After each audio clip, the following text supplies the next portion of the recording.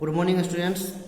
अब हम आपको नेक्स्ट चीज़ पढ़ाने जा रहे हैं यूनिवर्सल एडल्ट फ्रेंचाइजीज। जैसा कि आप लोग ने पढ़ा कि गवर्नमेंट जो डेमोक्रेसी होते हैं तो उसमें लोग क्या होता है कि जो है सो अपना वोट देकर अपने रिप्रेजेंटेटिव को चुनते हैं और वह रिप्रेजेंटेटिव क्या होता है जो है ना सरकार बनाता है। In order to ensure smooth of democratic country it is essential to her citizen equally in India. और देखो यही है कि यूनिवर्सल एडल्ट फ्रेंचाइज पूरे दुनिया में जो है ना 18 वर्ष या उससे अधिक वर्ष के लोगों को जो वोट देने का अधिकार है, वोट गिराने का अधिकार है, उसे ही यूनिवर्सल एडल्ट फ्रेंचाइज कहा जाता था।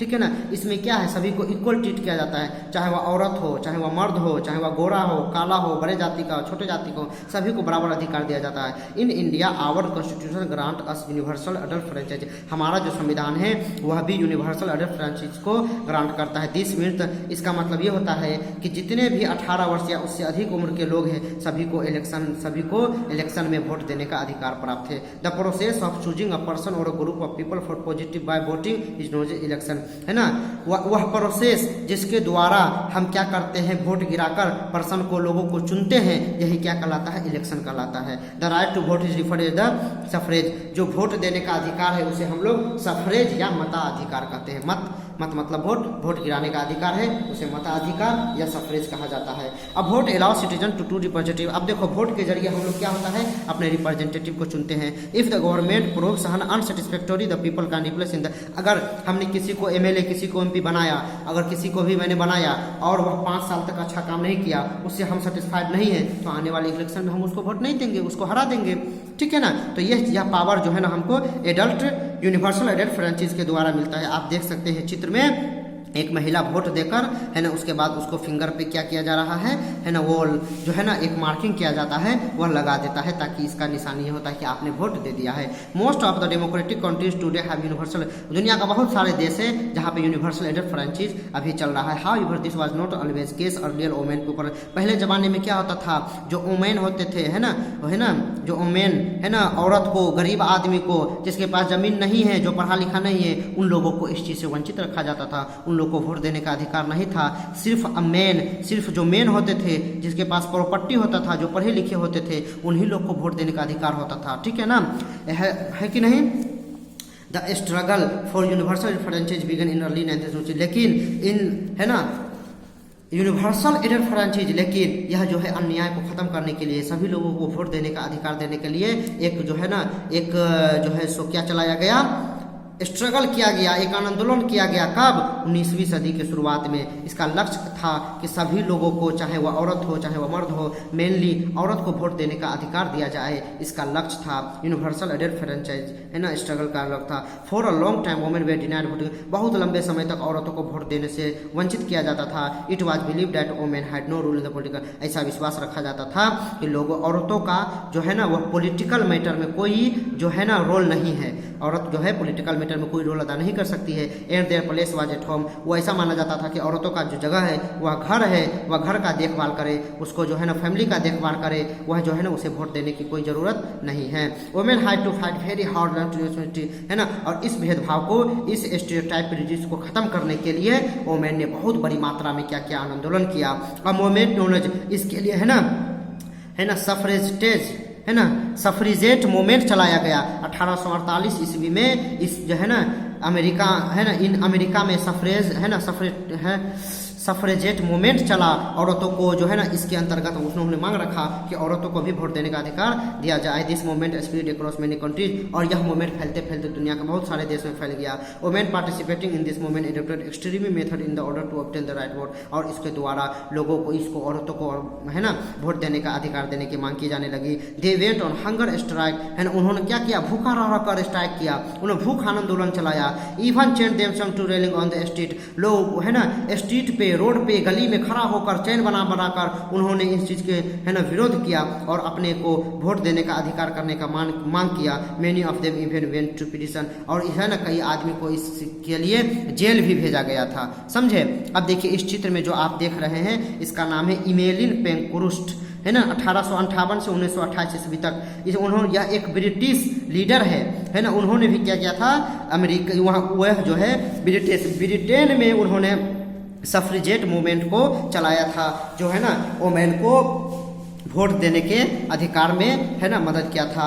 World war during the world war first million of people had to live their job. World war first जो हुआ था उस समय बहुत है ना कई लाख आदमी, कई मिलियन आदमी ने इस जो है ना आंदोलन को बढ़ावा देने के लिए अपना जॉब को छोड़ दिया।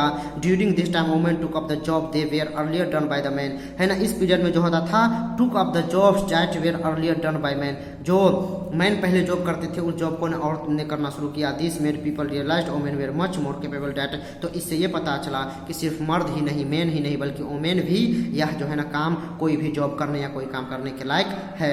हमारा देश 1947 में आज़ाद हुआ और 1951-52 में पहला इलेक्शन हुआ और इस इलेक्शन में क्या हुआ था, हमको सभी को इक्वल वोटिंग का अधिकार हुआ, चाहे वह औरत हो चाहे वह मर्द हो, सभी को इक्वल वोटिंग का अधिकार था। This brought in the birth of the voting rights they were also acting part of the government today in the important post. और यही चीज़ हमारे देश में चले आ जा रहा है, चाहे वह औरत हो या मर्द हो, सभी को क्या है वोट देने का इक्वल अधिकार प्राप्त है। ठीक है। एंटी अपराधाइड स्ट्रगल, और एक चलो देखिए अपराधाइड रंग भेद की नीति चला था अफ्रीका में, ठीक है ना, और इसका भी क्या किया गया, इसको खत्म करने के लिए आंदोलन किया गया है ना।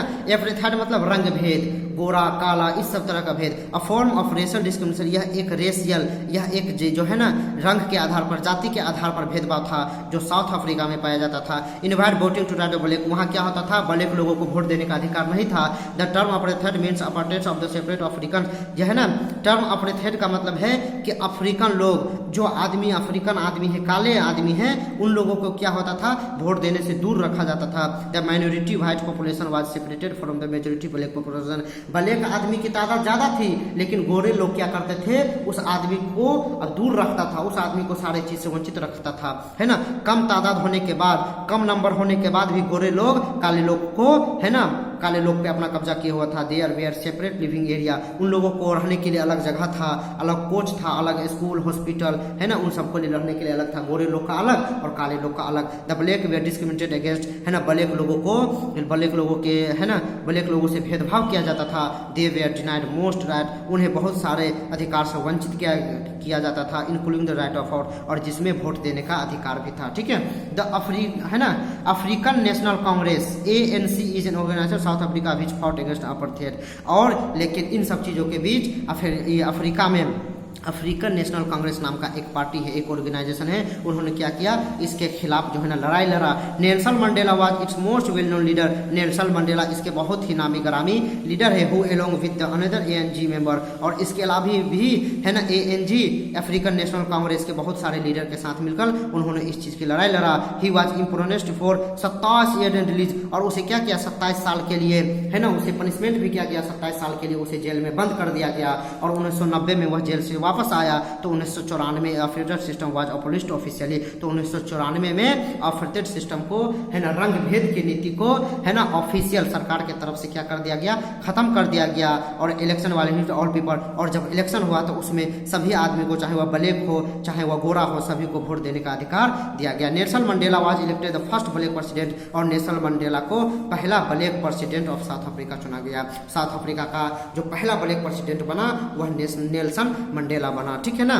द कंट्री दस become the democracy in which the people where considered equal, और वह कंट्री जो है उसमें क्या हो गया था, सभी को इक्वल जो है ना बराबर अधिकार प्राप्त होता है। सिग्निफिकेंस, है ना। अब देखिए, अब आप पढ़ेंगे कि इसका डेमोक्रेसी का क्या रिजल्ट होता है, क्या सिग्निफिकेंस आता है। In this chapter we have learn, इस चैप्टर आपने गवर्नमेंट के बारे में पढ़े, उसके टाइप्स के बारे में करें, उसका क्या क्या काम होता है उसके बारे में पढ़े, वह किस तरह अपने काम चलाते हैं उसके बारे में पढ़े, है ना।